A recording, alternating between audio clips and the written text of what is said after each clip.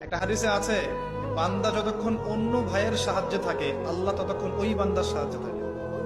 আর একজন মুসলিম ভাইয়ের প্রয়োজন পূরণ করতে যাওয়া, খালি হেঁটে হেঁটে যাওয়া, এটা মসজিদে নববীতে বসে 12 বছর ইতিকাফ করার চেয়ে বেশি নেকির কাজ। এগুলো আমরা হয়তো বুঝি না, মনে করি তার সাথে যাব, আমার তো সময় নষ্ট হচ্ছে।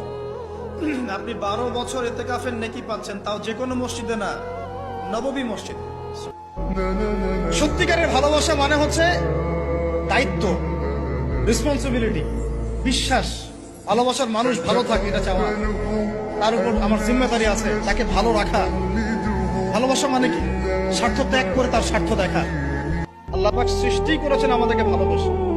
আল্লাহ পাক বলছেন সারা দুনিয়ার সমান গুনাহও যদি সে করে ফেলে, আসমানের সমানও গুনাহ করে ফেলে, খালি তওবা করে ফিরে আল্লাহকে বলবে আস্তাগফিরুল্লাহাল্লাযী লা ইলাহা ইল্লা হুয়াল হাইয়ুল কাইয়্যুম ওয়া আতুবু ইলাইহি।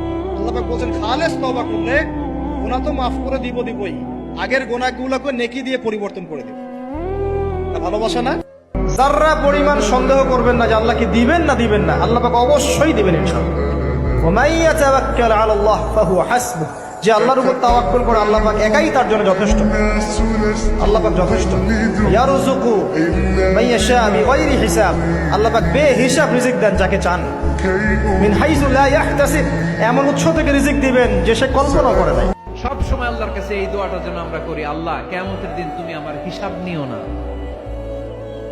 আল্লাহ তুমি আমার বিচার বসিও না, আল্লাহ তুমি দয়া করে আমারে মাফ করে দিও।